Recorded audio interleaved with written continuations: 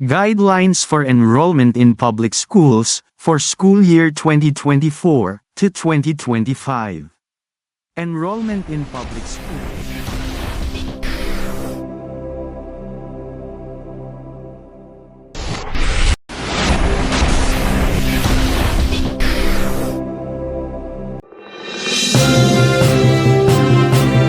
Magandang araw po mga kaguro. Guidelines for Enrollment in Public Schools for School Year 2024 to 2025. Enrollment in Public Schools for School Year 2024 to 2025 starts July 3, 2024. Inihayag ng Department of Education, DepEd, na magsisimula na sa susunod na linggo ang enrollment sa mga pampublikong paaralang elementarya at sekundarya para sa darating na pasukan.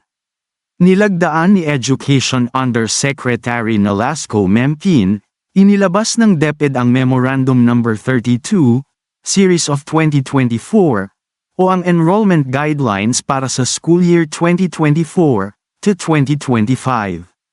Sinabi ng DepEd na ang pagpapalabas ay naglalayong gabayan ang lahat ng pampublikong paaralan at Community Learning Centers, CLC, sa enrollment procedures at protocols para sa school year 2024 to 2025. Ang school year 2024 to 2025 ay magsisimula sa July 29 ayon sa DepEd. Kaugnay nito, inihayag ng DepEd ang pagsasagawa ng enrollment sa lahat ng pampublikong paaralan mula July 3 hanggang 26, 2024. Gaya ng nakasaad sa mga alituntunin ng DepEd, mayroong tatlong opsyon para sa pagpapatala sa mga pampublikong paaralang elementarya at sekundarya, kabilang ang mga CLC. Ang mga mag-aaral at kanilang mga magulang o tagapag-alaga ay maaaring pumili ng personal na pagpapatala, remote enrollment sa pamamagitan ng short messaging services, SMS, anumang messaging application, o email gamit ang mga opisyal na numero, account, o email address ng paaralan, o Dropbox enrollment, na matatagpuan sa mga paaralan at barangay hall malapit sa mga paaralan.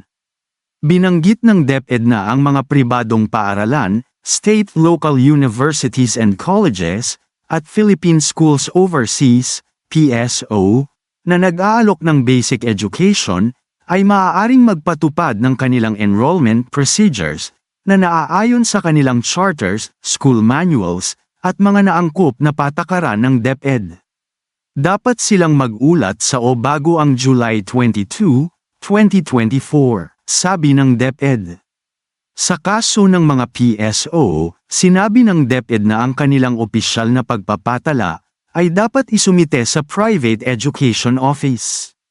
Sinabi ng DepEd na dapat kailanganin ang Basic Education Enrollment Form para sa lahat ng pampublikong elementarya at sekundaryang paaralan para sa mga papasok na kindergarten, grades 1, 7 at 11 enrollees at transferees, habang ang confirmation slip ay kinakailangan para sa grades 2 hanggang grade 6, grades 8 hanggang grade 10, at grade 12 enrollees, para kumpirmahin ang kanilang enrollment. Ang binagong form sa pagpapatala ng alternatibong sistema ng pag-aaral, sa kabilang banda, ay kinakailangan para sa lahat ng mga naka-enroll sa alternative learning system. Samantala, binanggit ng DepEd na ang mga documentary at eligibility requirements ay dapat manatiling may bisa at maisumite sa October 31, 2024. Muling iginiit ng DepEd na kapag walang Philippine Statistics Authority, PSA, birth certificate, maaaring magsumite ng birth certificate, late registration, mula sa local civil registrar, o barangay certification, na naglalaman ng basic information ng bata. Bukod dito, ang mga awtoridad ng pampubliko at pribadong paaralan ay inatasan din na mahigpit na ipatupad ang kindergarten cut-off age. Tulad ng mga nakaraang taon, pinaalalahanan ng DepEd ang publiko na ang lahat ng pampublikong paaralan sa elementarya at sekundarya ay kailangang mahigpit na sumunod sa no collection policy, hinggil sa mga autorisado ngunit voluntaryong pangungulekta ng bayad. No payment collections shall be made as a prerequisite for the enrollment of learners, particularly in public schools, sabi ng DepEd. Kung meron man kayong mga komento tungkol sa mga isyong ito, maaari kayong magbigay ng mga reaksyon sa comment section na makikita sa ibaba ng bidyong ito. Maraming salamat, at kung ikaw ay interesado ng mga bidyong tulad nito, mangyaring suportahan ang channel na ito sa pamamagitan ng pagpindot ng like, pag-share ng mga video at kung bago ka pa lang sa channel na ito, please subscribe sa channel na ito at pindutin ang notification bell at piliin ang all upang maabisuhan ka para sa mga paparating pang mga videos.